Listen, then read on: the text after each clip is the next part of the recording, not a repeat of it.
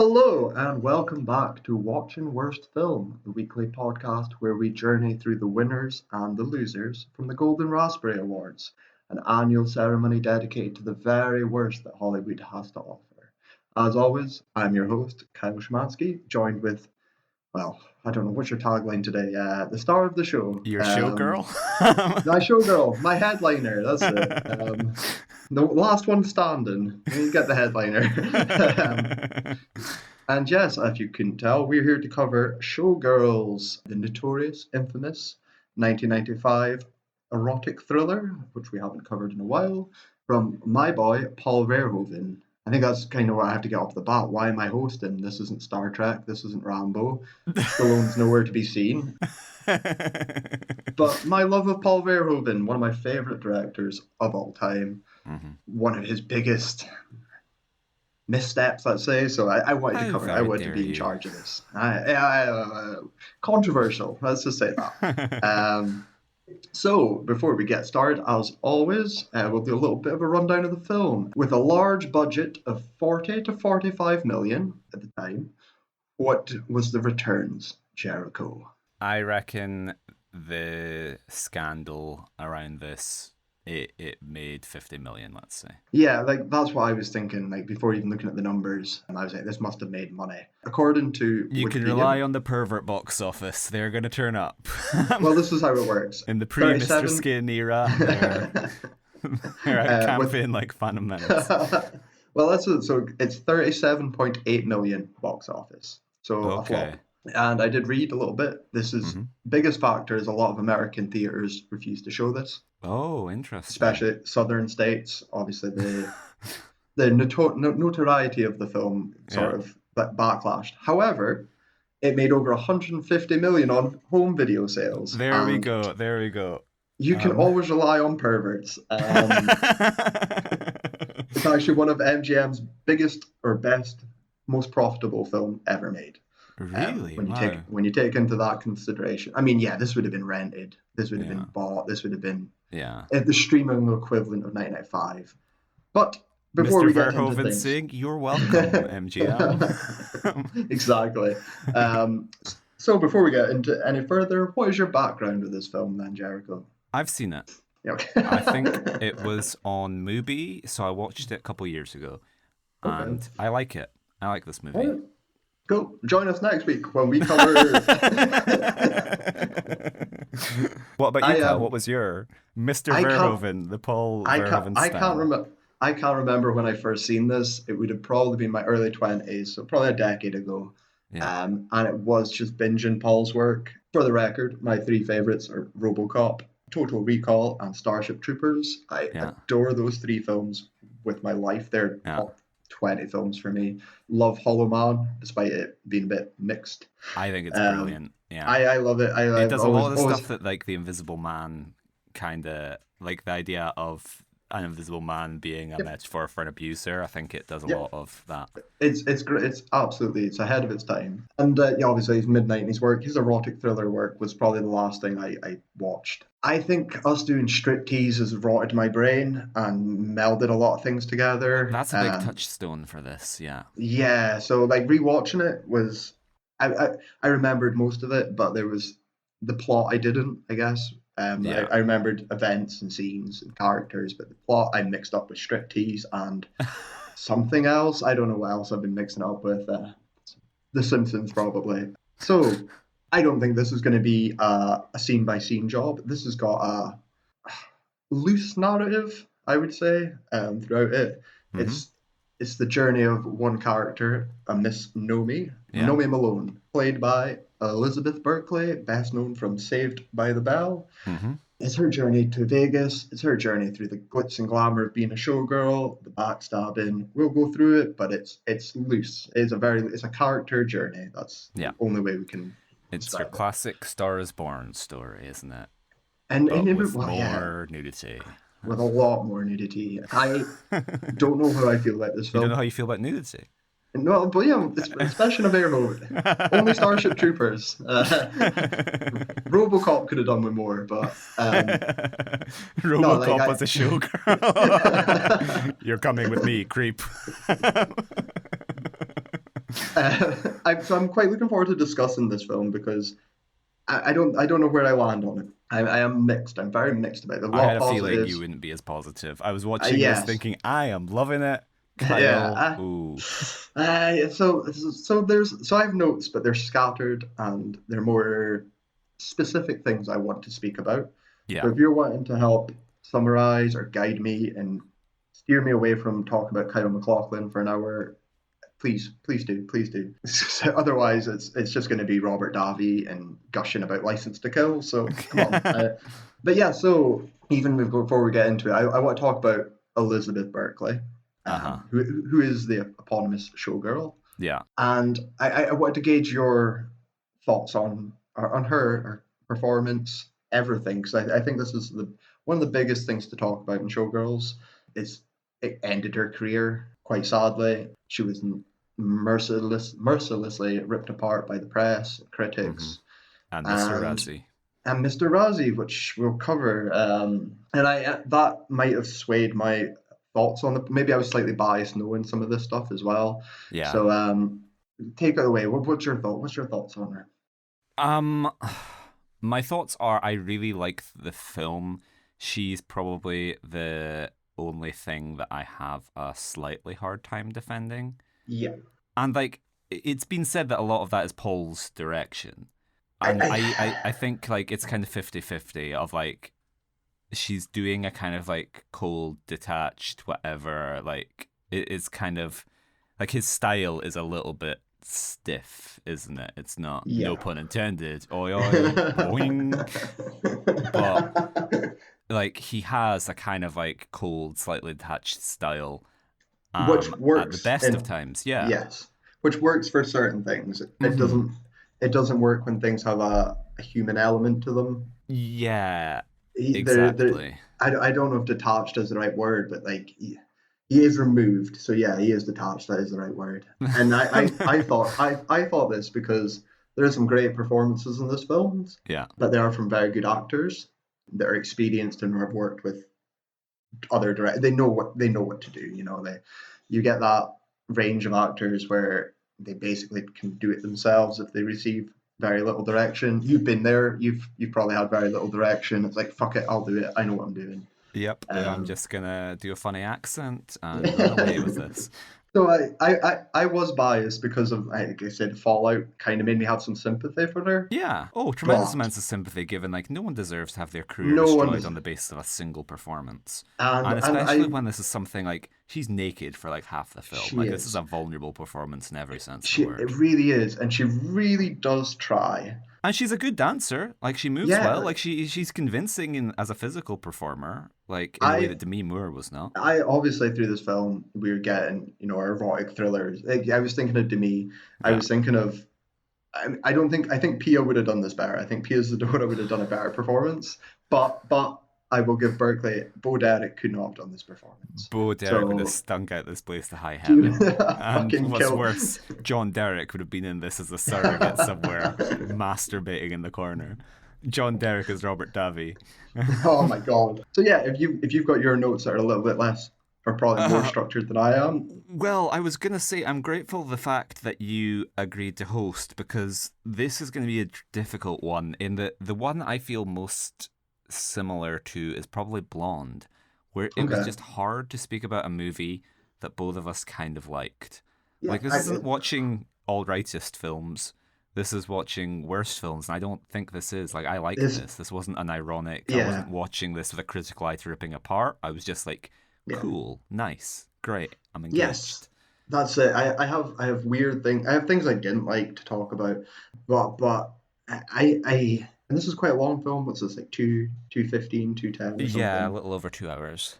So my biggest fear that it was going to be a slog, but Verhoeven knows exactly how to fucking move things along, Yeah. and the production, like seeing a film from '95 that has big, you know, golden age Hollywood style set pieces, and Vegas looks great in it. I really like the visual aspect of this film so much that all my criticisms lie with it Berkeley and the writing and the music. You know, like that's not a worst film. That's not fucking Dirty Love or Movie 43 where I just want to Yeah. turn it off.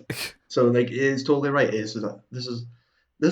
recommend this. I do recommend it. I think people Yeah. should watch this. I don't think everyone will like it.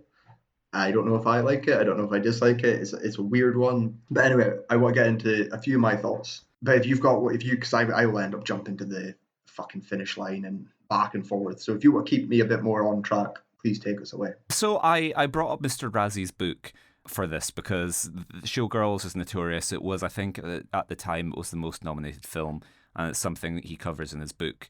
And so I there think are a it number still is as well. I think Jack and Jill might have superseded it. Okay.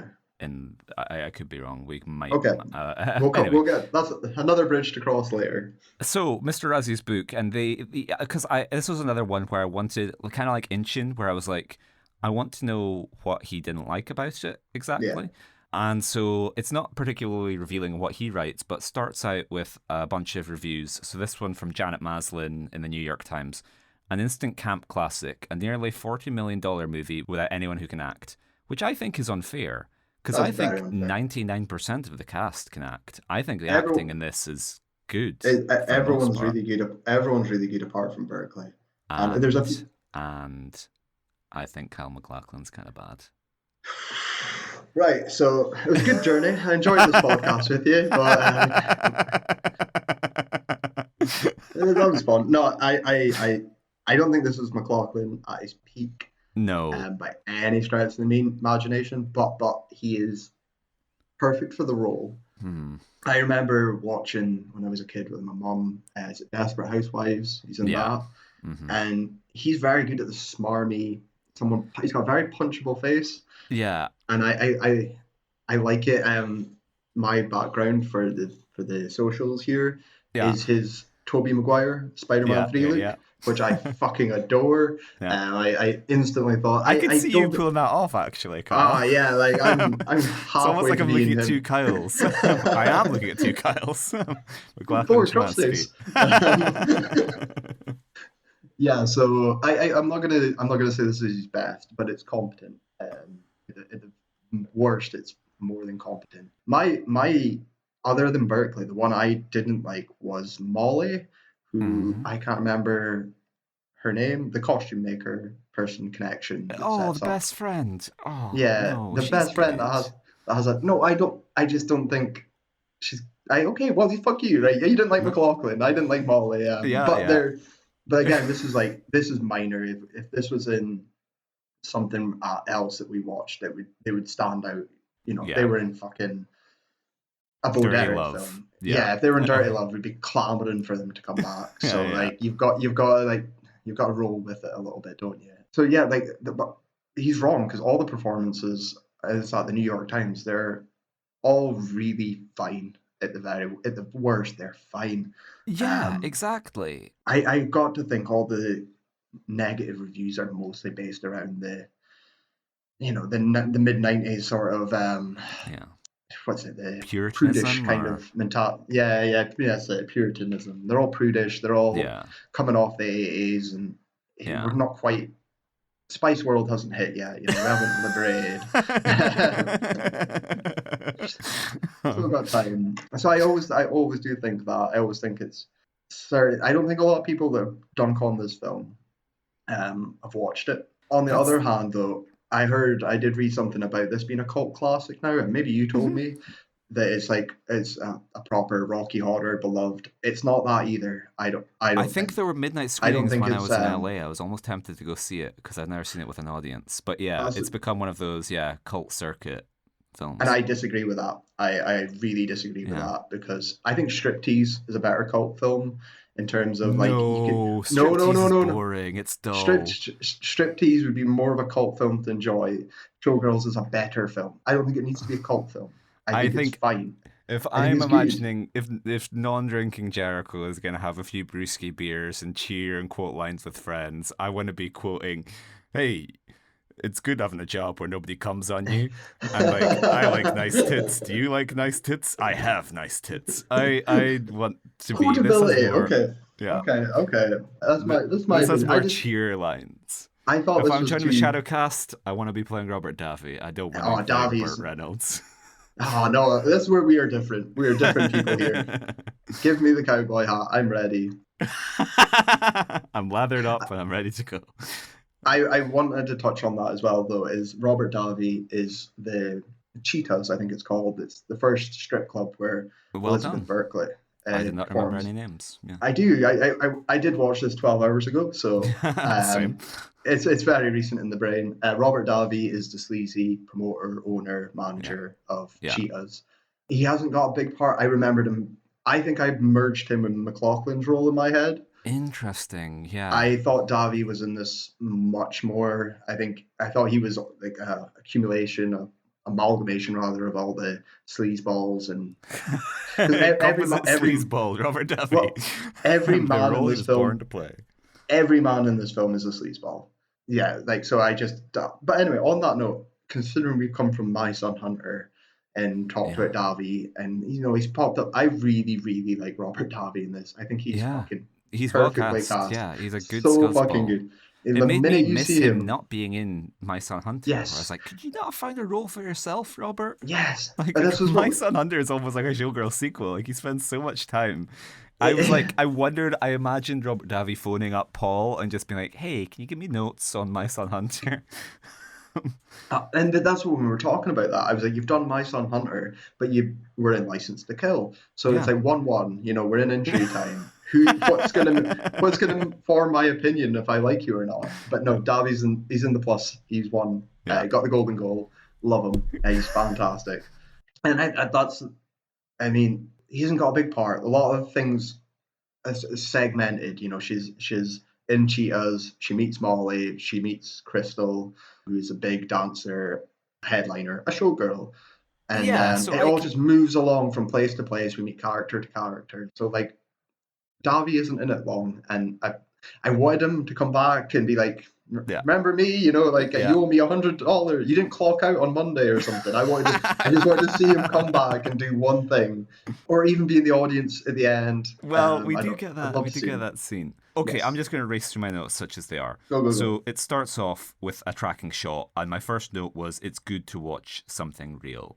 Like there's Yeah. that scene where she's like hitchhiking her way to Vegas, and we get the camera following her back, and I was just like, this is like a filmmaker made this. Like there Yep. was thought, and Yep. this is someone who knows how the camera works. So even if you don't like it, it's good to watch something with an authorial stamp on it. Yes.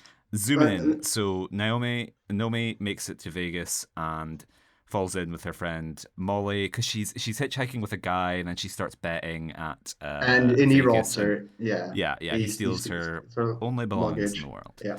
Off he goes. And then she crashes with Molly, and they become best friends. And Molly is a costume maker at the big review show at the casino, and Mm-hmm. Nomi is a stripper at Robert Davi's Cheetah Girls Club.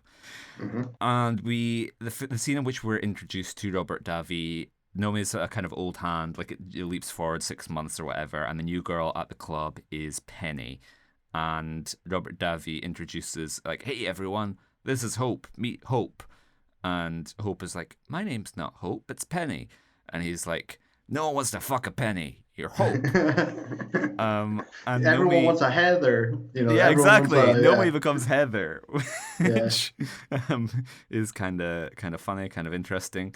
My next note: people got AIDS and shit. You dance like you fuck, and so this is the guy. What's his name again? It's James, isn't it? Yeah, it's James. Yes. So Yes. James just comes up and kind of like drops like some little pearls of wisdom, which is like dancing ain't fucking, but also it kind of is because But you're she's also given yeah. she's You're a given whore. Oh yeah, a whore without you giving out your body. You're still a whore, kind of thing. yeah, she's given Kyle MacLachlan a lap dance at this point in time because the Kyle MacLachlan comes into her club with the lead, the headline act, Yeah. Crystal. Crystal, yeah.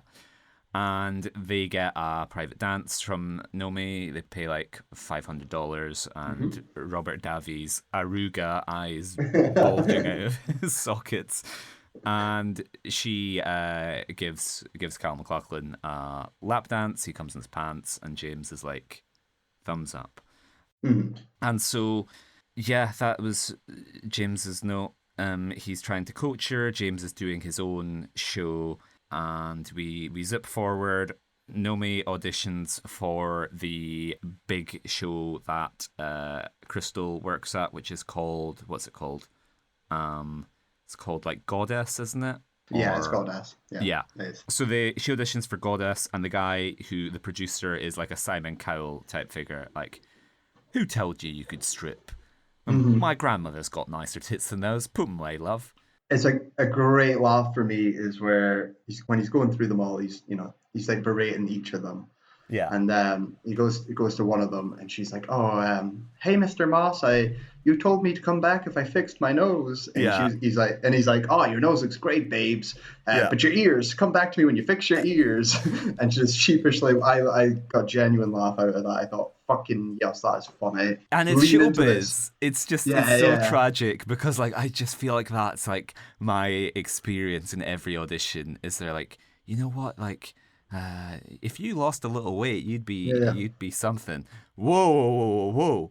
Hang on, Bobby Sands. This is what we asked for. Go pile on a few pounds, then come back. But I liked it because as well, like even showing that this is where I'm like Verhoeven, master of satire. She walks away smiling. Yeah. Like, okay, Mr. Moss, see you next time. You can tell she's going to be back. She's going to Steve Merchant herself up in movie 43.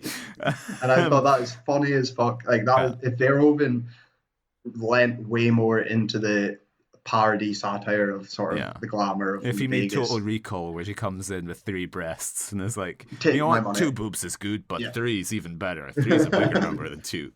And now I'm just thinking of Ari and Showgirls and what I'm thinking of Star Trek. I'm thinking you say 3 boobs and I think of Star Trek 5. You know, this is we're different people.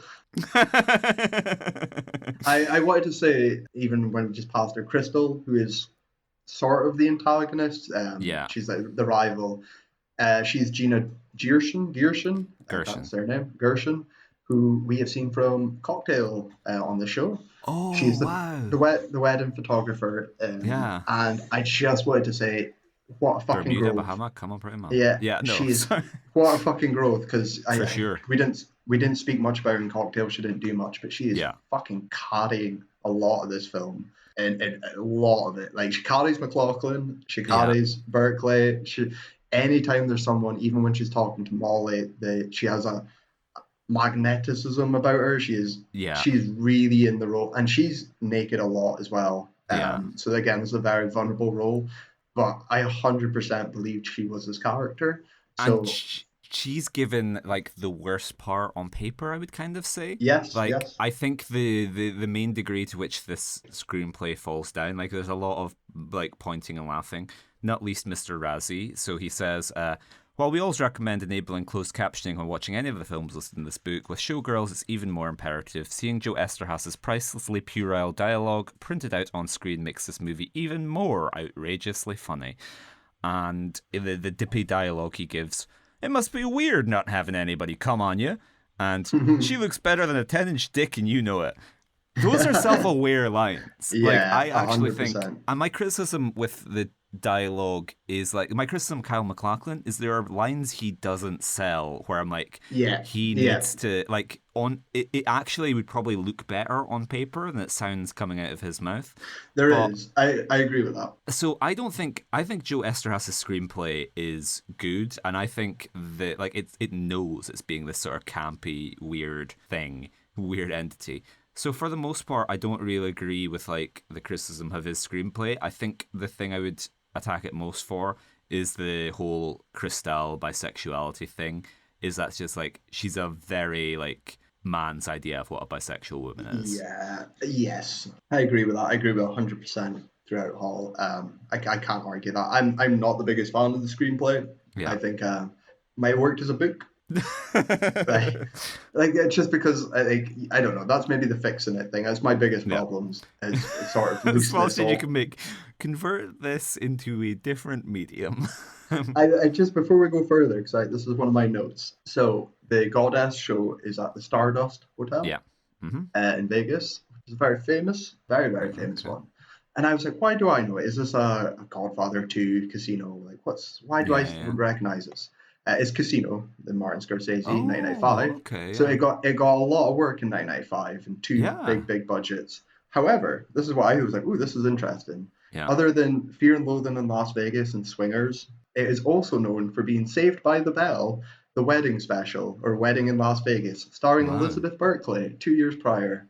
Oh. And I just thought, oh, that's a nice little bit of symmetry in my life. I like that. Put a little There's blue because plaque there's a up. wonderful bit I love in this film where Numi's sitting dejected Yeah. out in Vegas, and it's just this wonderful shot. It's framed so beautifully, Yeah. and I think it's Molly comes walking out, approaching, getting closer to the from the horizon, and it's so fucking. It's just a two Yeah. second shot, and I was like, Paul, like you don't need to do this. You don't Yeah. need to do this much work, and I'm so fucking grateful for it. I love seeing Vegas when it's done right. Yeah. I love seeing it in 1995. It's the casino effect. I think it Yeah. looks fucking cool. It's stuck in pre-millennial but post 70s gangster style. I love Yeah. this look of it. Just that commercialization really kicking up a notch. Yeah. Yeah, I could gush over Vegas all fucking day here. I Yeah. think Paul Verhoeven picked the best fucking places to shoot, and the Yeah. hotels are great. So massive thumbs up for the visual aspects of this. Fucking 2 thumbs up. I didn't know your fact about the Stardust Casino being used in Casino. I just want to take a moment to bring up two of my favourites, Paul Thomas Anderson, the Coen brothers, with that infamous fact that No Country for Old Men and There Will Be Blood shot in the same part of the Texas Yeah. desert, and No Country had shots ruined by like the jets of flame shooting up Yeah. from like the oil. I'm just imagining Casino shooting at the same time and Robert De Niro like stepping on like a crystal encrusted bra and doing his back in while he slips. Well, I was going to go through because I was like, there's got to be an extra or someone in both. They're Yeah, both yeah, yeah. like fuck it. I can be in both. I can be a dancer Yeah, at the same time. yeah. But I couldn't find anything, so Yeah, that's an IMDb job if anyone yeah. wants to go through it. If any researchers listening to the show want to do that deep dive, then yeah, cross reference. But once again, though, like even what you're talking about, see that scene where the casting guy's going through them all. Yeah, He's fantastic as well. He's an awful human being, and it is exaggerated, and it is. but But these it's a people perfect. exist. Like, But they yeah, exist, and it's he's perfect. genuine, he's authentic, and he's Yes. like, yeah.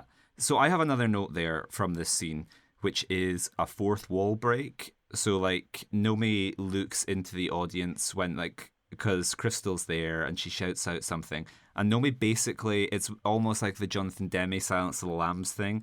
Is she looks very close, if not directly, into the lens when she's making eye contact with Crystal, and I'm like, Paul, you master.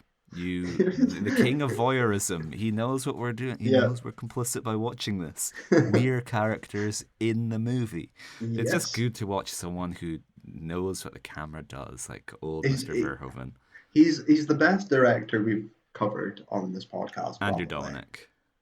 Oh fuck yeah! I don't know. I'm gonna go with It's Paul hard, over. yeah. Paul's got Paul, more of a career. Yeah. It's a body of work, like Yeah. it's the filmography is there's more hits. As much as I love Dominic and he is one of my favorites, Yeah. he doesn't have 3 of my top favorite films of all time. So Yeah. catch up. He doesn't have a cop who is also a robot. The assassination of Jesse James by the robot Robert Ford. I would fucking watch that. We need to write this. I would have fucking We're a little watch too that. late to capitalize on the wave of Pride and Prejudice and zombies and Sense and Sensibility and sea monsters, but I don't know, our Cowboys versus Aliens, but Robert Ford coming to a theatre near you. Mm-hmm. Okay, next note, Striptease Monkey. So Striptease won the next year, and the similarities, even before the monkey, the similarities were really shocking. I was actually waiting for like Robert Davi to rename one of the strippers. Of course, we had the infamous Ariel Sharon in Striptease. I was waiting for him to be like, no one wants to fuck a penny. They want to fuck a Benjamin Netanyahu. That's your new name. But there's a number of similarities in this film's favor. Like, it's interesting. They should have given the Razzie Redeemer Award to Showgirls when they gave it to Striptease. Mr. Razzie mea culpa. I recognize now that this film Yeah. was actually good. Because number of similarities, not least, you spoke about Ving Rhames and his monkey in Striptease, and this goddess has chimpanzees as part of the Yes. act, which are technically not monkeys, just so you know, Joe Yeah. Esterhaas. But yeah, so yeah, I've kind of already covered it. The comparison is massively in this film's favor because Striptease was stunningly sexless. It was just like watching a bunch of Barbies and Kens gyrate, where it was just smooth, baby. Whereas this is much more. It's made by a proper pervert, and it shows. Yes. Oh, 100%. Paul, you know exactly how to do it.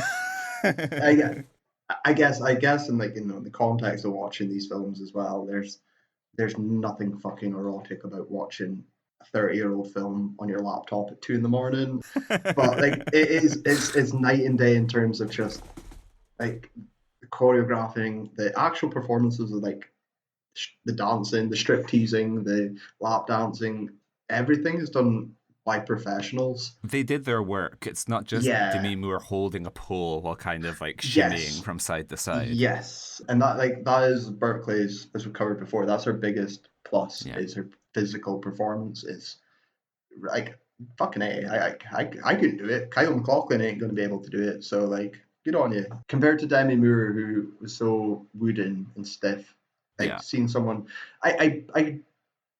yeah, like I believed it when she was doing it. So like yeah, fair play, Yeah. 100%. Okay, my final note here, and it is a quote, and I've kind of already done it, but my final note is possibly the worst line of dialogue from the film. Said from Crystal to Naomi, I like nice tits. I always have. How about you? And Naomi replies, I like having nice tits. Fair. My last fair. No, my worst line was actually, and this is where you're fucking right. It was delivered by MacLachlan at the end. Yeah. So MacLachlan, speed through it. No, Nomi gets MacLachlan to fall in love with her, to be with her, to get her all these new parts so she can take over from Crystal and become the headliner. Yeah. Fast forward, and MacLachlan exposes her truth and tries to blackmail / bribe her to, shut up and keep Molly's gang rape secret, Yeah. which is We are horrific. skating over a line We here. are Okay. skating all over a lot. I'll try and Oh wait. We bring us can go back. back. We can go back. I Okay, just wanted okay. to say, so when he's doing this big reveal in the hallway about who you really are, you're a prostitute, been arrested 9 times. I know the truth. Yeah. I know the truth. And he delivers a line where he's like, "But you were a good fuck," I think is the line. And MacLachlan delivers it like he is scared to swear. Like you're a I 5-year know. old in front of your mum, and Well, he's there's that like, scene where the kids come backstage and they're like, Mommy, she said a bad word. And the dancer's like, fuck "Yep." off. And Kyle MacLachlan is like one of those kids. Maybe the kids were on set visiting that day and Kyle's like, you were good. F. Yeah, you were good. Yeah, you were good at that. Wink, wink. Yeah, exactly. That's why I'm like, Kyle MacLachlan, he's like, there needs to be more, like, I don't know, there's just something missing. He's not chewing the scenery as he should, and as I know he can. Which, So, 100 times, yeah, yeah. yeah. Anyway, yeah. So we'll reverse a little bit back. Okay, Yes. not too much, but so Nomi gets the gig at Goddess, and she is having a high old time. And then Crystal recommends her to something doing, like making an appearance at a boat show. And she's like 1,000 for an appearance at the boat show. And then there is a guy, what's his name? Derek, Polly, something, and who introduces her to a businessman from Bangkok. And they speak about singing Caesar. We're gonna go back to our room, and Caesar's gonna sing, and we're all gonna sing. We're gonna have a We're all hard going to time. sing together, yeah. Yeah, and she's like, Nomi runs away a lot in this film. Like Nomi's default, like fight or flight, she just is like fuck off and runs. And so she tells the guy to fuck off and runs, and she goes back to Kyle MacLachlan and is like, hey, so like Crystal like basically pimped me out to these creeps, and Kyle MacLachlan pulls up the creep and is like, how fucking dare you, and like reams him out in front of Naomi and sends her away. And then he calls him up and is like, you dumbass. And so that's the thing, that Kyle MacLachlan is not the good little boy he appears to be. And James calls it. James is like, he's a pimp. And she's like, he's not a pimp, he's an artistic director. And then James is like, so a pimp. And then, but Nomi has been kind of like wooed by him standing up for her, knight in shining armor. I was going to try and make a June reference, but I couldn't. Bene Gesserit in Muad'Dib in shining armor. Look at those! Those are some nice Twin Peaks you've got there. And so they fuck in the pool. Which do you wanna deal with this? No, you're not handing it over to me. Okay. Mr. Razzie, we'll give the floor to Mr. Razzie, who describes it as, he says, "We don't want to ruin it for you, but think Flipper meets Stripper."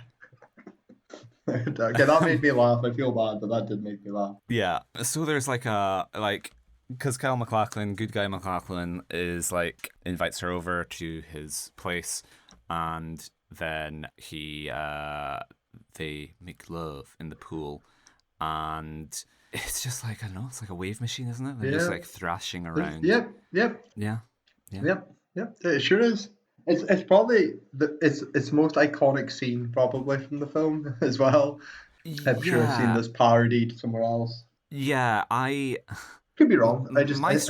I like, it's ridiculous, and it's like I was like, what is Paul doing here? Like, I don't understand it. It doesn't mean it's bad. No. But like, the Dutch do it differently. That's how I think.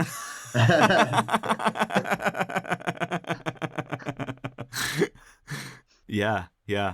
So now that we've covered the pool fucking scene, we can zip forward.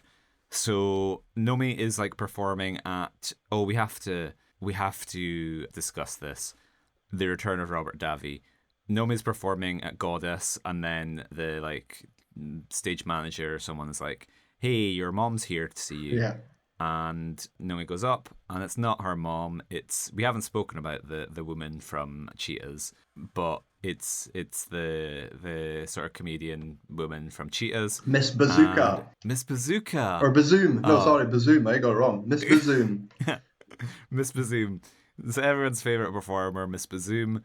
And with her, Robert Davi. Mm-hmm.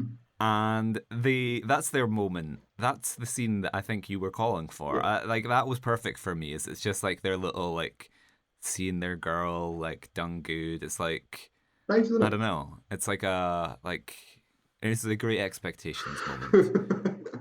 So and now zipping towards the end, and that's where that's also where like Robert Davi has that line where he says to her, like, they have this conversation about how good it is to see her like come good, I guess. And Robert Davi, as he's about to leave, he turns back and says to her, "Must be weird not having anybody come on you." And the way the music's playing, it's just this kind of like uplifting, sweet moment. Like your mentor just being like, "Yeah, you done good. I'm proud of you, kid." You need a thumbs up, didn't he? Like, yeah. And that's why I'm like, how dare Mr. Razzie single this out as like dippy dialogue when I'm like, Joe Esterhaas knows exactly what he's doing. Joe Esterhaas hasn't written that by accident. Oh yeah. It's not like he's not writing a graduation speech. He's writing an exploitation film. And this is where I want to quote my friend Callum. Speaking to him about this ages ago, he singled out Showgirls as one of his favourite Razzie winners. And he said, "It's a misogynist film made by a feminist, or a feminist film made by a misogynist." I'm not sure which one. That's a great review, actually. That's perfect. Yeah. I don't have any more notes. Do you have any more notes? So basically, Molly is obsessed with this like musician guy. Yeah. Carver. I remember his name was Carver. Carver, yeah.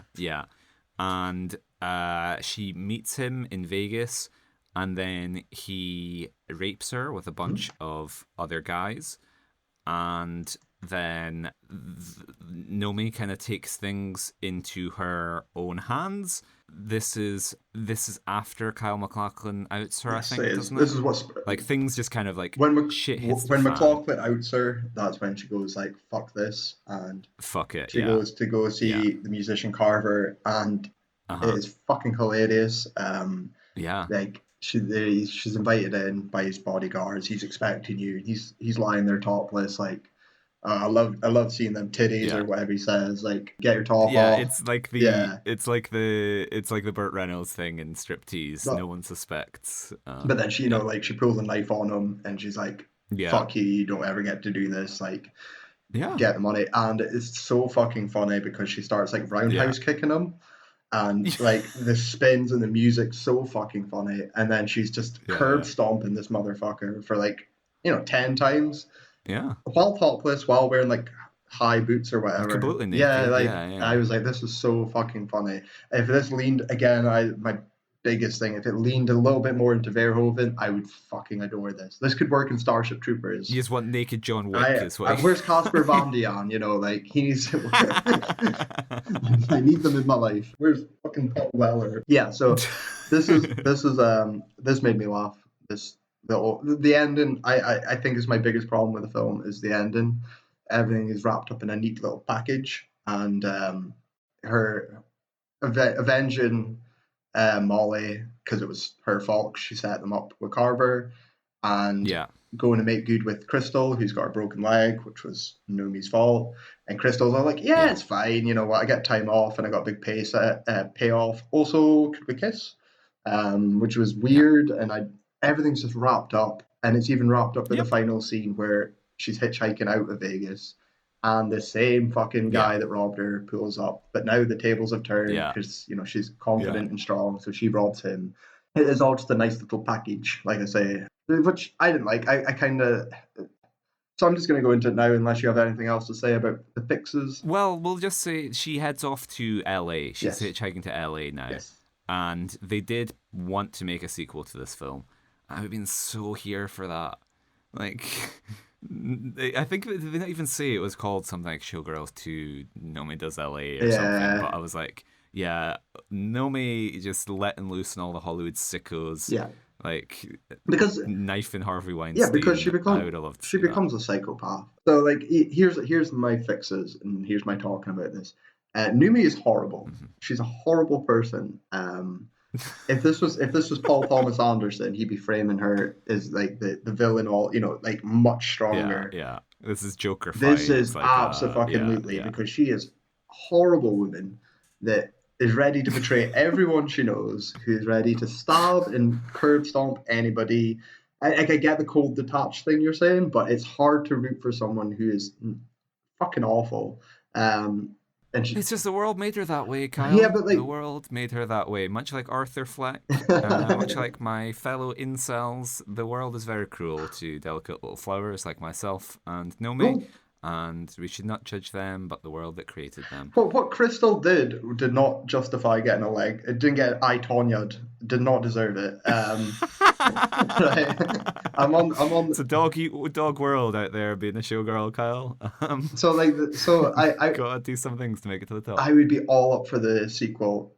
I want Verhoeven to do more, and if he did a sequel, I want him to have more control and less Joe. Yeah. I like you've done your erotic thrillers. Let Paul do something that is insane. And the 97 Paul Verhoeven would have made a great fucking sequel, and I would have wanted it. I would absolutely I will write it. I will make the sequel with you. We can do this. I'm sure Berkeley's not doing much anymore. Yeah, like it was a long ride to LA. It was 25 years, and now here we are. Yeah. So they did actually make a Showgirls sequel. Ooh. So I've been kind of busy, so I haven't done as much viewing for this episode as I would like. Maybe we'll add it to next week with the ever pushing back. We're going to watch Get Carter and we'll speak about it at some point.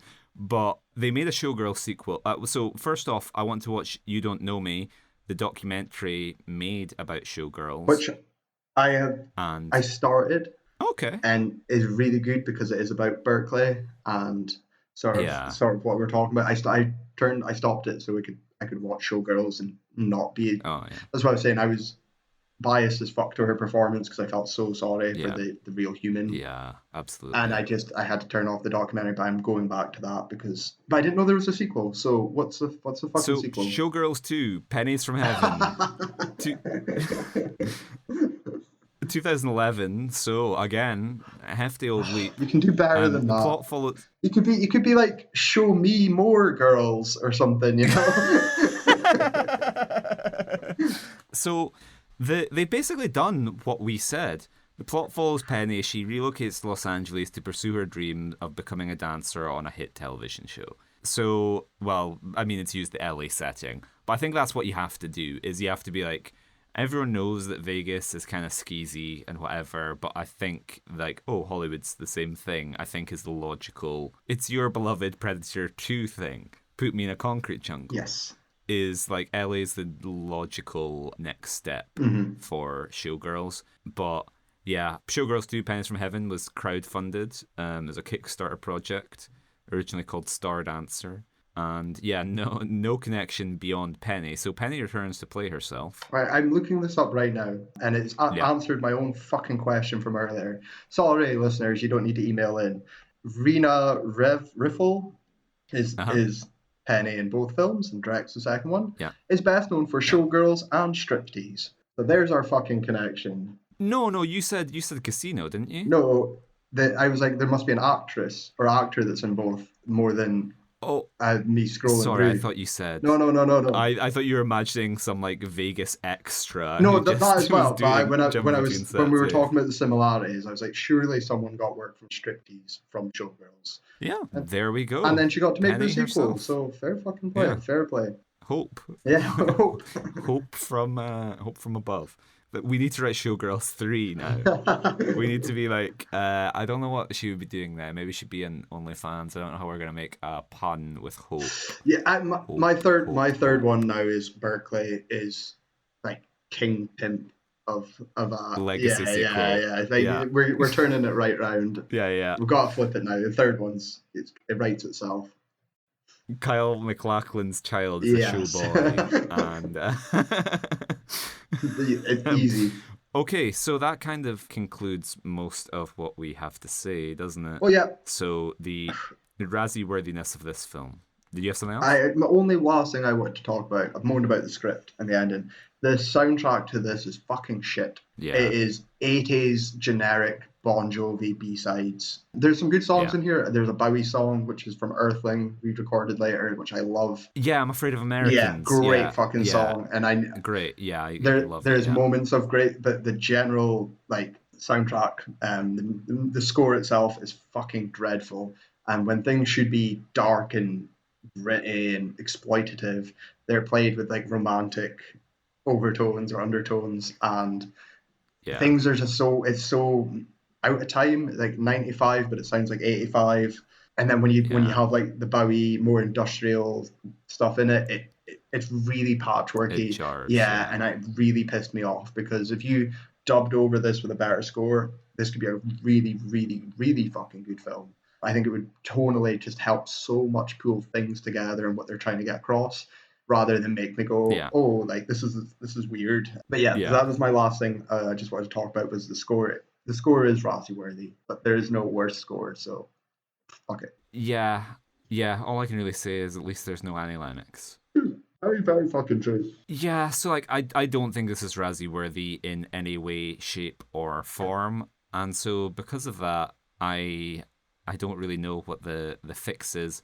Paul Verhoeven has said that he like regrets not having more of like plot or something. He spoke like I saw something where he's speaking about like having a murder plot involved. If this had a plot, if this is where I mean, if this was more Verhoeven and less, if you gave him his Basic Instinct, Total Recall brain firing off, like, unless Joe, I think he's right. If this had a plot that pulled everything together, if she was on the run or something from a murder and she gets caught up in it and people are after her and there's an actual antagonist, and you could have done so much more.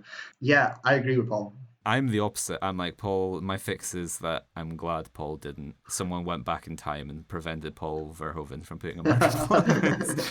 But yeah. So I don't know. I don't really have a change. Okay. Sub Kyle MacLachlan out for. I don't know who would do a good job in the 90s. 95. Yeah. It's not Tom Cruise. Burt Reynolds. Sexless Ken doll Tom Cruise. Tom Cruise bringing his leaping on couch energy. Mm-hmm. Yeah, no. I would sub him out for like I don't know. You know what? Pacino. It's 95, so I'm gonna go with Antonio Banderas. Would be a spanking great. He would perfect. Yeah, and he's like Kyle MacLachlan's thing. The issue with Kyle MacLachlan is he seems like quite a good boy. That's his thing. Look. He's a bit Boy Scout, whereas Antonio Banderas, there's more like sex appeal to him than Kyle MacLachlan. Okay, so there we go. So yeah, that concludes the first half, but for the nominations and wins earned by the film. So, one Worst Picture, of course. Worst Actor, Kyle MacLachlan in Showgirls as Zach Carey. Kind of discussed that to death. Yeah. Even I don't think he's Razzie worthy, really. He's just not. Whatever. Worst Actress, Elizabeth Berkeley in Showgirls as Nomi Malone. I've got another quote for you here from Rita Kempley of the Washington Post, who said, "Like the bimbo she plays, Berkeley's minimal acting talent limits her choice of roles. That makes the filmmakers little better than the club owners who prostitute their employees. They're selling women's bodies, and Showgirls is an overcoat movie for men who don't want to be seen going into a porno theatre." Brutal. Wow. Brutal. Yes. Paul Verhoeven might agree that he's a pornographer, but I'm certainly going to fight for him on this. Like, I don't know. I think it's difficult. Like the whole Marilyn Monroe thing we spoke about on Blonde is like to write this kind of narrative where women are victims. Like, I don't know. I don't know how much agency Elizabeth Berkeley had, but like, I don't think she's like. I can easily imagine a lot of people being worse than she is. Yes, that's what we've covered. People could have done it better, but there's so much more people. For sure. They could have done it so much fucking worse. Yeah. Like again, Moore. If Moore was doing this would be dreadful. It's a pass mark, like I said. For her acting isn't great. Her character is an awful person, but she gives it 100%. Her performance physically is great. And she like convinces me that she is that like sort of like ingenue, like wanting to climb it to the top. Like I believe the ambition. I believe like her character arc. It's just there's lines of dialogue that she kind of struggles with, or like emotional moments where I was like, you're kind of reaching, or you're out to sea a little bit here. Because like I almost would like shudder to lose her a little bit because she brings like so many good qualities to the role. But anyway, moving on. Worst Supporting Actor nomination for one, Mr. Robert Davi in Showgirls as Al Torres. No. Nonsense. Rubbish. Yeah. Absolute fucking insanity. He wasn't nominated for My Son Hunter, and he was nominated for Showgirls. Absolutely get fucked in. Tragic. Then Worst Supporting Actress, Gina Gershon in Showgirls as Crystal Connors. We've kind of said, like one of the best performances, holds things all together. Absolutely. Lynn Tucci in Showgirls as Henrietta Bazoom. Fucking tragic. Yeah, no, she's, you know what, like for what she does, which is such a fucking minor role, she's perfect. Like she, again, I like her. I think Berkeley couldn't have done it. Like no one else could have fucking played Bazoom. No. Yeah, no, fuck you. Like John Waters would have sat up when he seen her and went, fuck yes, you are the one. That's in our Showgirls 2-3 script. We need to write a role for Bazoom because I can understand that, like, okay, you're not gonna get like Berkeley back, you're not gonna get Kyle MacLachlan back, but you can have like a little like, what's Miss Bazoom doing in 2011? Oh, and I am because fucking John's still alive, isn't he? Is he still alive? Who's still John alive? Waters. Yeah, John Waters is alive and well. I've got my director for the third one. Come on in, John. Zap. Like, I want to see this. Then we have Worst Screen Couple, any combination of two people or two body parts in Showgirls. Okay, Mr. Razzie doing the body parts thing, not funny. Any combination of two people. If he'd said Kyle MacLachlan and Elizabeth Berkeley, I might have been inclined to give him a little bit more leeway, but this is trademark Mr. Razzie bullshit, doesn't know what he's on about. Worst director, Paul Verhoeven for Showgirls. Winner, fucking nonsense. The best director to ever win a Razzie, I would say. Like, I know Kubrick was nominated, but he's probably, like, Verhoeven's probably one of the best to be nominated, never mind Hands down. win. Worst screenplay winner, Joe Esterhaas. A little more time. The screenplay is more obviously, it's more It's a mess. It is a questionable than mess. Paul Like is. this is the thing. Like Paul does pull this together. Imagine this was in the Striptease director's hands. Like this could have been Ooh. fucking grim. Paul Yeah, you're Verhoeven right. saves the script. Otherwise, Yeah. if it didn't have his touch, it would be fucking In rough. the wrong Yeah, hands, this would have rough, been rough. miserable, yeah. Yeah. And then worst new star, Elizabeth Berkley in Showgirls as Nomi Malone. Very cruel, nothing really to say there. At least she's of age. I mean, I hope she would have been of age, given. Worst original song, Walk Into the Wind, also known as Love Theme from the Rape Scene from Showgirls, adapted, covered originally by David A. Stewart and Terry Hall. I wasn't really. I didn't. I didn't think of it as a love theme, but There's weird things throughout. I didn't think the rape scene had a love theme on it. yeah, no, it's Ah, not. yeah. It's like But it's like a very traumatic it scene. Like, it's is. well It really, acted. really fucking is. Like, yeah. And then worst remake or sequel. It didn't win this. It was only nominated as a remake of both All About Eve and The Lonely Lady. Fuck yeah, man. Always comes back to that lovely We need to lonely. get Paul Verhoeven on so we can ask him, Paul, what made you want to remake The Lonely Let's talk about the lonely lady for an hour and a half. It's not. I don't. No, It's not. no. It's not at all. Yeah, no. And it didn't win. If it's going to be a knockoff and it's the worst thing with all these wins, well, Yeah. I'm looking forward to see what won because that's. I've got. So, I yeah, think I know what's going to win this, but I could be wrong. 13 nominations. So, yeah, record-setting number of nominations. So you can join us in the second half when we'll be covering all of those other winners and nominees for the year of 1995. Welcome back to the second half of the podcast, in which we cover all of the other Razzie stinkers from 1995. So, not the stinkers, that's a different thing. So, first up, we had Waterworld. Have you seen Of course, I've Waterworld? fucking seen Waterworld. Have you Yeah. listened to the Postman? Yeah, I am unabashed. I love Waterworld. I don't love it. Maybe that's a bit strong. I really, really, really, really like it. I'm unabashed. I am lukewarm on Waterworld. I absolutely not. Waterworld's great fun. I think Waterworld's aged really well. Yeah. Something I spoke about Postman. I just it's a good film. It's unique. You don't see it. You know when we're talking about movies and real movies. Fuck yeah. It's no yeah. Waterworld's should nowhere be near this list. So, as listeners may be able to tell from our increasingly published later and later on a Tuesday episode and our increasingly chaotic social content, the past few weeks have been kind of getting away from me. So I haven't watched Waterworld, but I'm like so excited to because like I'm still on that Costner high after The Postman. So I haven't seen it, but I have seen the ride at Universal, and that was fun. No. Next up, The Scarlet Letter. Have you seen The Scarlet Letter? I have not. I don't know what that is. It's a classic work of American literature adapted by a novel, Nathaniel Hawthorne novel, which was the basis for Easy A. So if you've seen Easy A, you've kind of seen The Scarlet Letter. Okay. And it starred Demi Moore, Gary Oldman, and Robert Duvall in one of the weirder that's a strange love triangles. Yeah, that's a strange one, but yeah. Okay. Then we had It's Pat. Oh my god. Hey ho. Our friend, It's Pat. I love 1995. We need to do a 90s podcast. Yeah.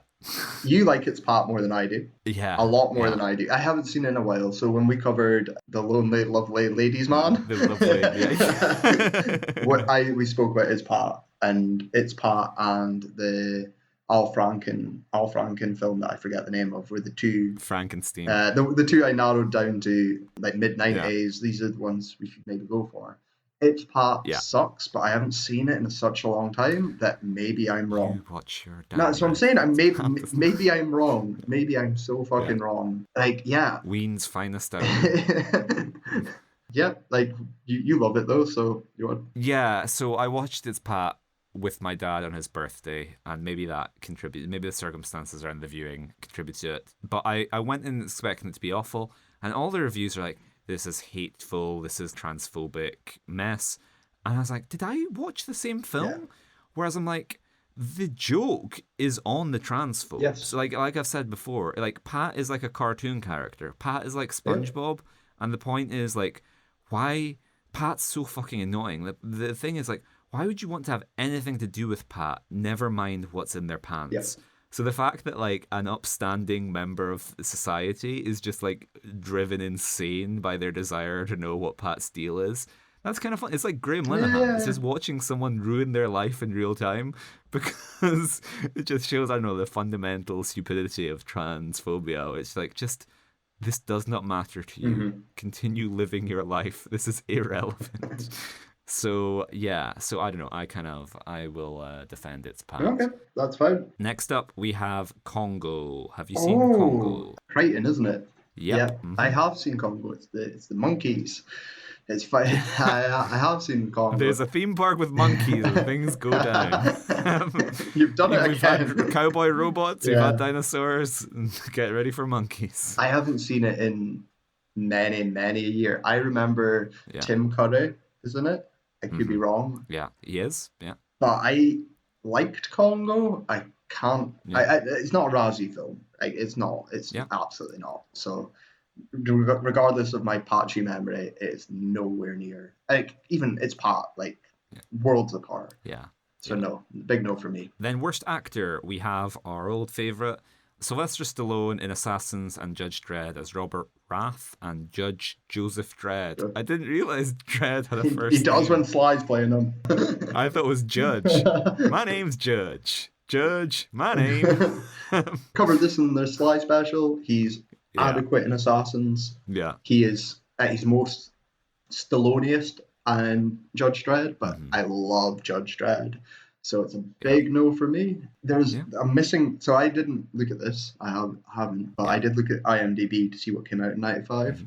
I am thunder fucking struck. I'm flabbergasted that my boy Seagal wasn't here because this is the year of Under Siege 2. Where it's on a train instead of a boat. Yeah. Dark Territory, I think it's a subtitle. Yeah. And I was convinced he'd be here and it wouldn't be Stallone. I don't think he's going to be here, so I'm very curious because I don't think this is going to be what I would have thought. Next up, we have Keanu Reeves in Johnny Mnemonic and A Walk in the Clouds as Johnny Mnemonic and Paul Sutton. I've not seen Walk in the Clouds, so I've never heard of that, but Johnny Mnemonic is fucking ace. Has only got better. It's a cult film. It's patchy as fuck, but it's great fun. It's your proto-Matrix, is obviously what everyone says, but it's got that equilibrium that Hackers is like 95 as well, so it's got that smell about it, the mid-90s. Yeah, cool. I love it. This and The Lawnmower Man were like two heavy rotated favorites as a kid, and he can fuck off. He's Keanu though. He's not great in it, but it's a great film, so no. Yeah, Cal MacLachlan Showgirls, obviously. Kevin Costner in Waterworld as the Mariner. Okay. So I'm like a bit of a Costner skeptic. Or like young Costner. He's aged. I like him now that he's older, but I don't love him in Waterworld. I would prefer if it was someone else. I prefer if it was like Kyle MacLachlan. No, like a Mel Gibson. Like I want a Kurt Russell. Kurt Russell would have fucking been great in Waterworld. Like, oh man, that's what I want. Kurt Russell in Waterworld, take my money. I just don't like him when he's the buff, cool. Escape from Atlantis. Yes. John Carpenter presents. Take all my fucking money. He's not right for these roles, but he's not Razzie worthy. Yeah. Well, you will struggle to find a more Razzie-worthy winner, I guess, not having seen the film. Pauly Shore in Jury Duty as Tommy Collins. I haven't seen Jury Duty. I've never even heard of it. But yes, he deserves it. He deserves it fucking tenfold. How is it not fucking nominated for worst film, though, Mr. Razzie, you dirty hack? Like, I'll put Waterworld in there, but the only thing wrong with Jury Duty was its lead star. Fuck off. Yeah. No, but he deserves it because it's useless. Worst actress, we have Sean Young in Dr. Jekyll and Miss Hyde as Helen Hyde. Never heard of it, but I think I've spoke before about my love for Sean Young. Yeah. She's in so many of my favourite films that I'm going to just say, nope, she doesn't deserve it. She racks up a hell of a lot of Razzie nominations on Wikipedia. So, oh god, speaking of its Pat and transphobia, the story takes place in modern times and concerns a bumbling chemist who tampers with his great-grandfather's formula, accidentally transforming himself into a beautiful woman who's determined to take over his life. Jesus. And it occurs when the great-grandson of Henry Jekyll decides to add more estrogen to his ancestor's original formula, hoping to perfect it. Okay. So it transitions him into Helen Hyde, a nymphomaniac seductress with a quest for power. She uses her feet to climb the corporate ladder, is the synopsis of her character on Wikipedia. I don't know if that means she caters for guys with foot fetishes, but who knows? This sounds like a bizarre movie, and the poster is truly, it's like one of those Animorph, like, transformation things. It's a very 90s poster. Okay, next up we have Julia Sweeney in It's Pat as Pat Riley. Seems like Mr. Razzie is weighing in on the Pat controversy to be putting Pat as actress. Because we know, like, Medea, it's like the character, not the performer. So, yeah. I don't like Sweeney. I really don't like her in her time in SNL. Sorry, Julia, if you're listening. Still, sure, you're a nice person. I just don't think you're funny. That's okay. That's just an opinion. But, like, she is in the golden age for me of SNL, like the early 90s, you know, with Hartman and Dennis Miller and all this. And I don't like her. I really don't like her sketches. I don't like her comedic work. I don't like Pat. So, yeah, sorry, Julia. Don't like your jerk ass name. I don't like your jerk ass sketches. No, like you, jerk ass. Then we have Demi Moore in The Scarlet Letter as Hester Prynne. So I wish I'd seen that. No comment. Because, but you know our feelings on Moore, so. Then we have Cindy Crawford in Fair Game as Kate McQueen. Never heard of Fair Game. Sounds like a Hong Kong police thriller.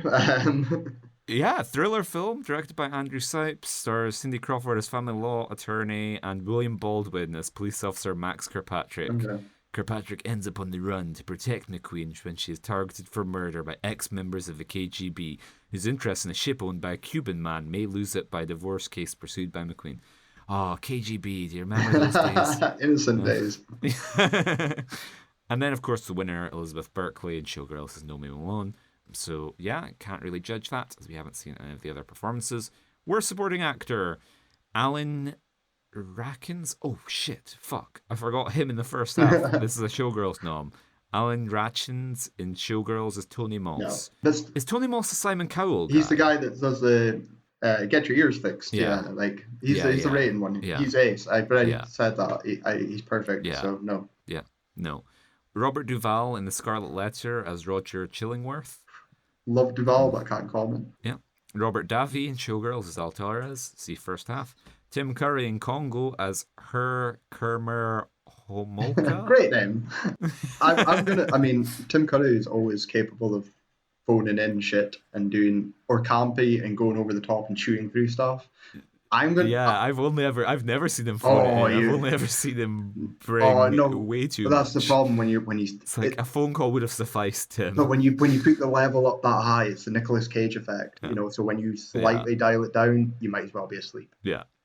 He's the only thing I remembered about the film, so I'm going to give him a pass. Yeah. Well, the winner, you're going to have some words to say about this. Dennis Hopper in Waterworld as the deacon. Right off. Yeah. I spoke about my love for Hopper so much on this fucking podcast. Bowser himself. Yeah. Bowser, the famous man. From Blue Velvet to Bowser. I love them all. He is ace in Waterworld. He is perfect. He's so fucking good at being a villain. Like, you can see why he got so much work in the early 90s and stuff. Like, he could have done this for. Thank you, David Lynch. Yeah, he could have done this forever. Get away from the coked out bikers of the early days and become this like villain. Yeah. He carries it in terms of performance. He's campy, has fun, but like he's so good. Absolutely fucking not. Absolutely not. Yeah. And then moving on to worst supporting actress, Lynn Tucci in Showgirls as Henrietta Bazoom. Gina Gershon in Showgirls as Crystal Connors. Favourite of ours, Bo Derek in Tommy Boy as Beverly Barish. Fucking love Tommy Boy. Yeah. Tommy Boy being the only David Spade acting thing I enjoy probably ever. Not Emperor's New Groove? Acting, that's voice acting. Like, I'm Okay. gonna. Animation is Yeah, cinema, Kyle. I love Tommy Boy. I also did say this before. It's Bo Derek's best performance, playing basically the mom from like Bill and Ted. You know, the ditzy blonde, attractive mum. Something that American Pie and everything will run with this Bo Derek sort of type. She was the blueprint. She was. Tommy Boy is amazing. It shouldn't be anywhere near this fucking sham of a ceremony. So I told you, Kyle, that I saw a mystery movie marathon at the Prince Charles Cinema where Tommy Boy was one of the films, and I saw Bo Derek's name come up in the credits and then slept through the rest of it. 10 out of 10. That's all I can bring to the table with Tommy Boy. Oh, love it. So next up we have Amy, the talking gorilla in Congo. Oh, that makes me sad. Yeah. Yeah, no. A gorilla has learnt to talk, and that is not enough for Mr. Razzie. Oh, that's a shame. That really depressed me. Yeah, it's again just the Billy Eichner thing we have singled out in the past, with Mr. Razzie being on the spot and struggling to name 5 women, and so therefore going, talking gorilla. Mm-hmm. The winner of the award, however, goes to Madonna in 4 Rooms as Elspeth. Fuck, who's she in 4 Rooms? It's been a while since I've seen 4 Rooms. I've only watched it for Rodriguez and Tarantino. And I remember their pieces. I think they're the 3rd and 4th one as well. So I don't remember Madonna. Like, she's not in Tarantino's one. I know that. I don't think she's in Rodriguez's. So yeah, I have no comment. I totally forgot she was in it. I do like 4 Rooms though. I think it's I like anthology films. I like 4 directors and 4 visionaries all working on different black comedy style things. Mm-hmm. I particularly really like Tarantino's piece, but I have no comment. Parties. It's the Hollywood one where the guy chops off his finger. Okay. It's the one I remember the most. It's like, he makes a bet. He has to, like, I think it's a coin or a lighter. He has to do it like 10 times, 20 times in a row, or he'll cut his finger off.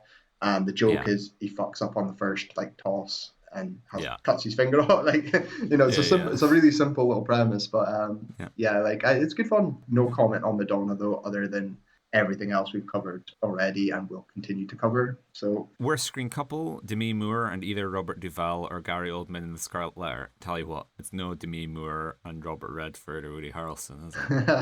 It's true that. Dave Foley and Julia Sweeney in It's Pat. Do you have a Foley take? I like Dave Foley. I like Kids in the Hall. I like Brain Candy. I haven't seen the new Kids in the Hall. Foley's not my favourite. I'm a Mark McKinney and Bruce McCulloch. They're my 2 faves. But yeah, like, I like Dave Foley. You got any thoughts? What's the name? Because it's Pat and Lee. Is it Lee? Plays Pat's partner Chris. Oh damn it. Yeah. No. It's Charles Rockets in it, isn't he? SNL. Yeah. He's the other. He's the lead male. I can't remember what Dave Foley is. Yeah, Charles Rocket is the psycho neighbor. Yeah. Dave Foley is Chris, the other Pat. Oh, yeah. This is an actual couple, so that's good. Okay. And they work well together. I think it's like a good corresponding. Yeah. Whatever. Tim Daly and Sean Young in Dr. Jekyll and Miss Hyde. Yeah, nothing to say. No comment. Do not know who Tim Daly is. William Baldwin and Cindy Crawford in Fair Game. The best Baldwin. Billy sucks. I believe this. I'm sure they've got zero fucking chemistry, and I believe this without seeing it. I will go to bat for Mr. Razzie that you're probably right here. So moving on to worst director, Kevin Reynolds with more than a little unasked assistance from Kevin Costner for Waterworld. No, like, absolutely not. You can tell the Kevin Costner input. I think I'm sure we talked about this on The Postman with his shadow directing and his influence to the point where he just takes over and becomes a director. Well, he's an Academy Award winner. So, he knows that. Yeah, it's not the man who directs the films; it's the man who acts in them, of course. But even with all that aside, like, he's still a good director. Reynolds, he still does really well. manages Costner really well. I think because Yeah, he was like his go-to director. I'm sure we talked about yeah, that. we did. Yeah. So, but like I said on the Postman, I was always under the assumption that Costner directed Waterworld. I don't know why. I Yeah. haven't just assumed, but no, absolutely not. Like either of them don't deserve it. So yeah, he is the go-to guy because he did Prince of Thieves and Waterworld, and then he also did Hatfield and McCoy's. So Isaiah made me watch Hatfield and McCoy's with them. Was this when we were snowed in Canada? Okay. I spent a couple of days with Isaiah. We might have been snowed in. He was like, "We're gonna watch all of Hatfield and McCoy's, and it's gonna educate you on Kevin Costner." And I watched it, this like mini series, this like 8-hour mini series or whatever. And yeah, redemption arc for both Costner and Kevin Reynolds, the Cool. two Kevins. Yeah. So yeah, anyway. Frank Marshall for Congo. So any thoughts? I don't know who Frank Marshall is. The Kathleen name. Kennedy's husband. Oh, so it's a nepotism fucking hire, is he?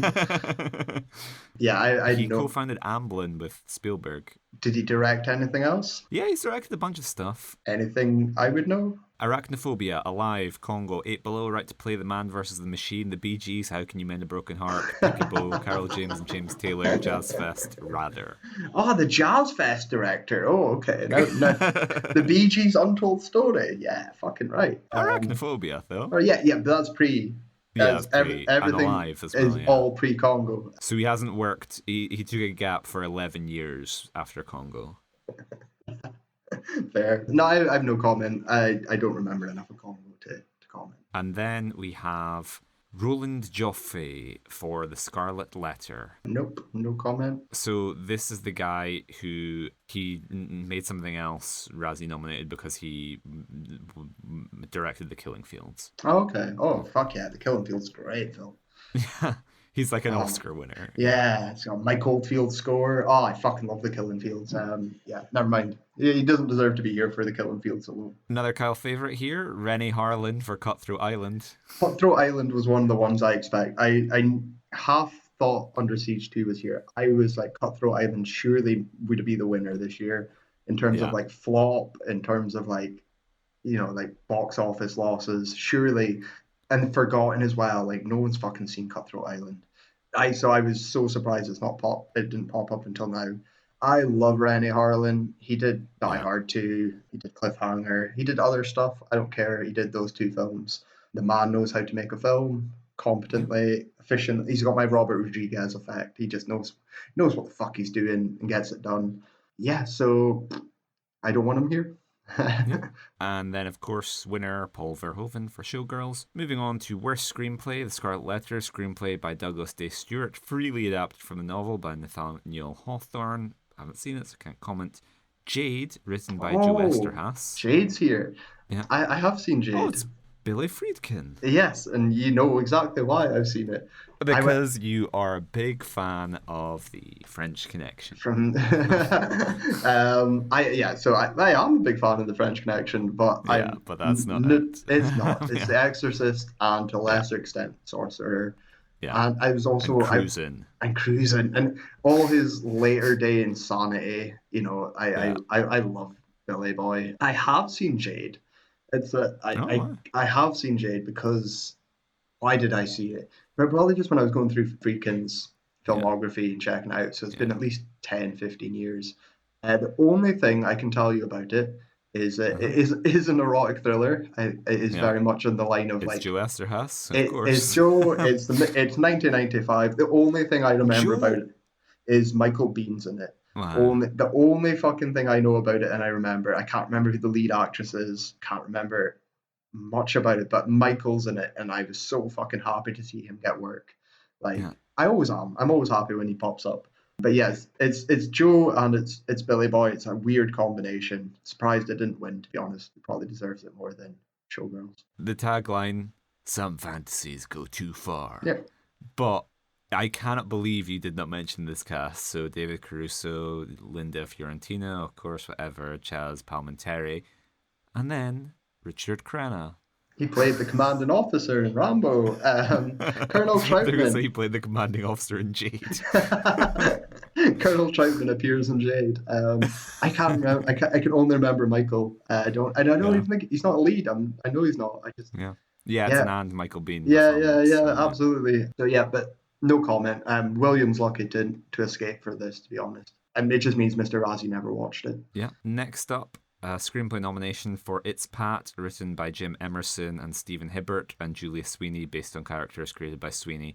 And of course, uncredited, but a certain Quentin He Tarantino sure did, yeah. did work on the screenplay for It's Pat. Yeah, he doesn't get the nomination, so he's not eligible to come on the podcast. But yeah, it's I mean, it's a mess. It's probably got 20 uncredited. The only thing I can ever talk about it is I know Julia Sweeney was quite hard to work with. Oh. And this is from SNL, so it could be different, but she was quite I don't know, demanding maybe. Just it didn't gel well. Like I don't want to put. Well, I mean, when you're a visionary genius who's created beloved comedy character Pat, then you too will probably. It's Mike literally Myers syndrome. It was like an interview in the Big Book or something of SNL. I remember reading it, and she talks about all the cliques, the Sandler boys and the old guard, and everyone's got who their writers are and who they go to, like Herily and stuff that I spoke about for Sandler. And she was like, no one ever wanted to write for me, despite me coming up with Pat. I was like, well, maybe that's why. Yeah, like. I mean, Pat just has so much potential. What if Pat is in a changing room? Well, What if Pat is in a restroom? What if Pat is? I'm out of ideas. I've told you the story before, but I'm gonna tell it one more time. My favorite Norm story. Norm Macdonald joins SNL, and Chris Farley comes up to him. And he's like, Norm, you've got to learn a secret. And he's like, oh, what is it, Chris? He's like, no, you got to come with me. You go into the downstairs of 30 Rock. We need to go no one can be here. And he takes him down all the flights of stairs. He takes him into a back room. And gets him up close. And he goes, the secret, they can't leave this room. This is an unspoken secret. Did you know, Norm? Pat is a woman. And then that's it. And I was like, that's funnier than anything else you can do with Pat. Make Chris Farley Pat, and I might watch it.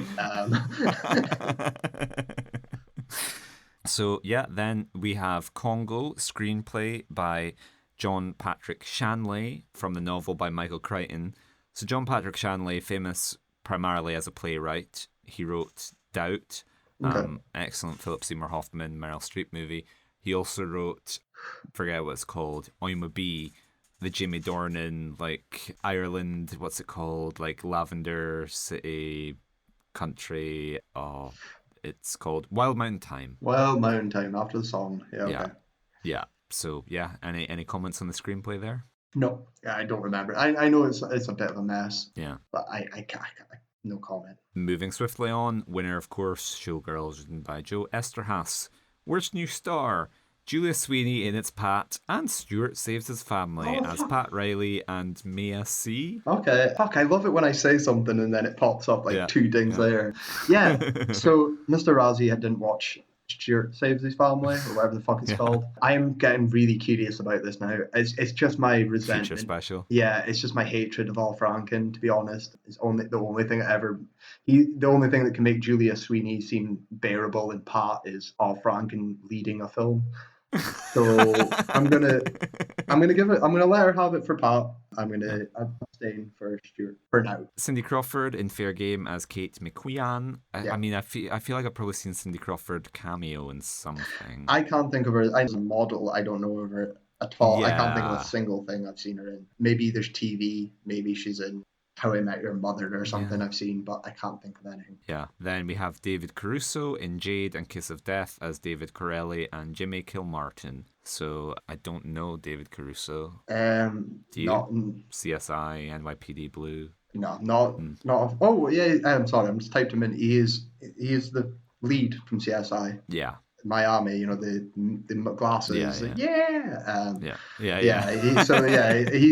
made a fucking second career out of that. So fair play. He's fine in that. I can't think. Hold on, let me have a look. He's in First Blood, so he can't be that bad.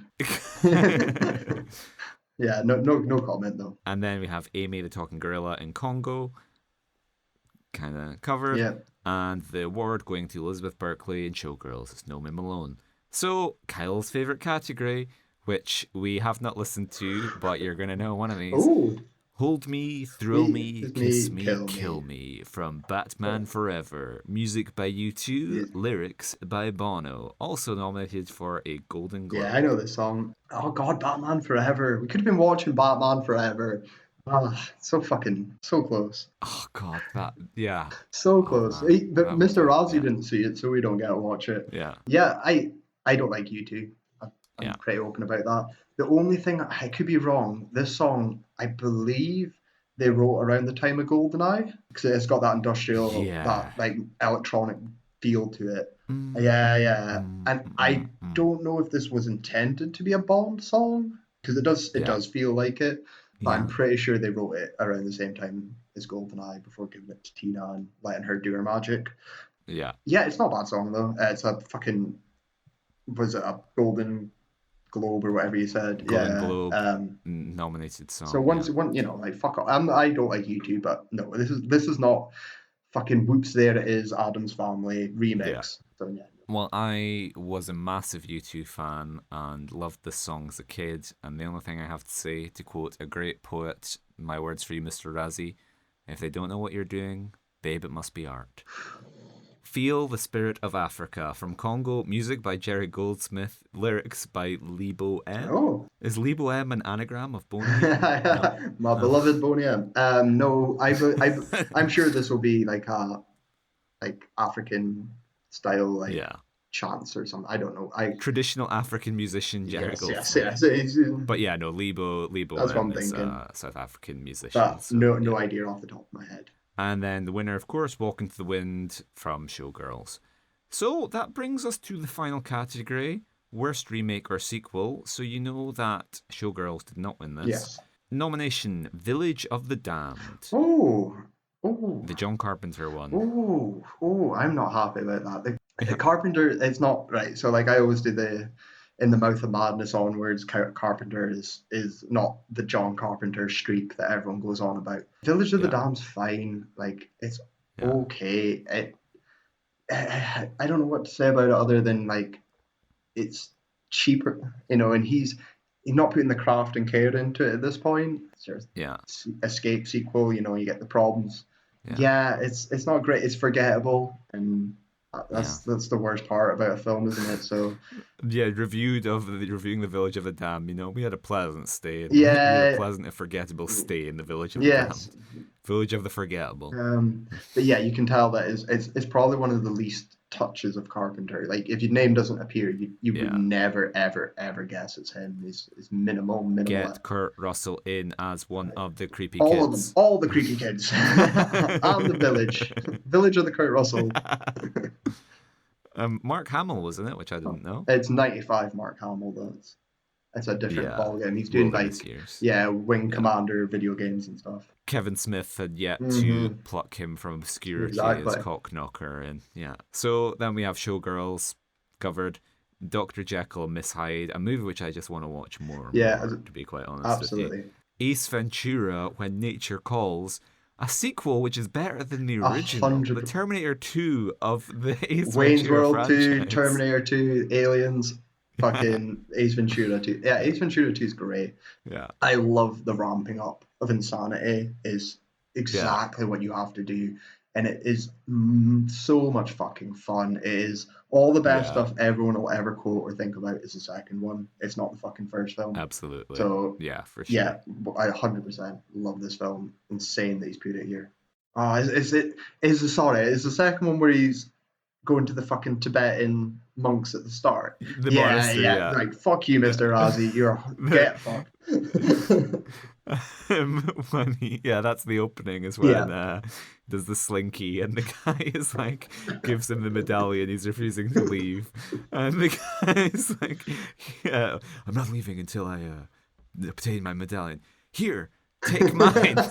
But Master, this took you 70 years to achieve. It's okay, I don't like it anymore. I love it. Get fucked, Mr. Razzie. Yeah. And then the winner goes to The Scarlet Letter. Oh. So, I don't know. I haven't seen it, but it seems weak sauce. Like, hate Showgirls that much that you will give it 13 nominations and then, like, not give it the sort of, like, So, Like, I don't know, it's like we've spoken it's about just it. inconsistency, and it fucking pisses me off. Like, I'm not saying your worst film has to take every award, because you can get good No, performances, it could be well directed, it could have a good screenplay, and that it could just, so many factors. But this in particular, you can't be worst film but not worst sequel or remake. Like, if you win worst film and you're eligible for worst remake or sequel, you've got to win it.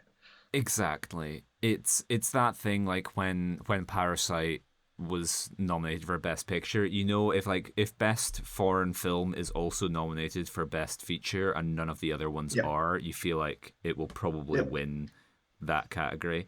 So I have it for you here. Showgirls' record does still stand, the record of 13 nominations. It was the record for wins, which was broken Ooh. with I Know Who Killed Me Ooh. with 8, and then Jack and Jill Fuck. won more awards than that. Fuck. Okay. That's sad. So, yeah, Yep. thus concludes another year. We do have the stinkers, so we'll just power through their dishonorable mentions. So, Worst Picture, they gave to Showgirls. Other nominations, Ace Ventura, When Nature Nope. Calls. Nonsense, absolute nonsense. Casper, film near and dear to you. Yeah. Fucking introduction of Eric Idle. Yeah. Yeah, no, Casper's great fun. Great kids movie. I absolutely not. Then we have It's Pat and Waterworld. So, dishonorable mentions, Assassins, Clueless, Congo, Cutthroat Island, Destiny Turns on the Radio, Dr. Jekyll and Miss Hyde, Fair Game, First Night, Four Rooms, Jade, Jerky Boys, The Movie, Johnny Mnemonic, Judge Dredd, Jury Duty, Kids, Mallrats, Man of the House, Mortal Kombat, Operation Dumbo Drop, Safe, The Scarlet Letter, Something to Talk About, Species, Stuart Saves His Family, Tank Girl, To Wong Fu, Thanks for Everything, Julie Newmar, Tommy Boy, Under Siege 2, Dark Territory, Vampire in Brooklyn, Village of the Damned. Okay. So, I mean, like, because they cover so many, there's probably every Yeah. one they get right, there's a what the fuck's that doing here? So, like, The one I'd like to single out this year is Safe, the Todd Haynes movie with Julianne Moore. That is excellent. and I'm going to And single out Mortal Kombat because it's the best video game adaptation of all time, and it's so fucking fun, and it's the good Paul Anderson. It's the best one. So yeah, no, like, it's grateful. I do just want to say the stinkers take away with one hand, they give with the other, because that nomination for Mallrats. Yeah, perfect. Chef's kiss. We could have. He gets so close to being eligible in the podcast, and he's going to be on. He's going to be on it as soon as he gets a win or a nom. Like, he's not doing anything else, so we can get him on. Like, if you do a podcast, you can't get Kevin Smith on. What the fuck are you doing? Okay, so that concludes another year. Thank you for joining us, listeners. Thank you. If you would like more Watching Worst Films action, you can follow us on social media at Watching Worst. You can contact us at watchingworstfilms@gmail.com with any comments on the show or any of the films which we have covered or are going to cover in the future. So, our next episode, we are heading off to the 21st century and a little film I like to call The Twilight Saga, Breaking Dawn. Part 2. Can't wait. I can't wait to watch this again. I'm genuinely excited. I had a great time watching this. So it should be a fun, energetic episode. I'm very excited. Yeah. I think Lee Pace must be in it. That's the only thing I'm clinging to. I'm like, because choose the endings. I'm like he can't be in part 1. He has to be in part 2 at least. So yeah, that's the 7 foot tall ray of light I'm clinging to. So yeah, join us for that next week. And yeah, I just want to say well done, Cal. We haven't really spoken about like RoboCop at all. No, I've been so fucking restrained here because, because it's a 2-hour film and there's a lot to talk about. I didn't want to derail too much, but I will say my review of Showgirls is watch Starship Troopers, watch RoboCop, then watch Total Recall. Fuck your Barbenheimer. There's your triple bill. Excellent. And then we'll just fade off on a discussion of RoboCop. Right, yeah, no, so what part of RoboCop 2? Yeah. When's RoboCop 2? Where, we need to talk about the sequels. Fade out here. But there's a third one.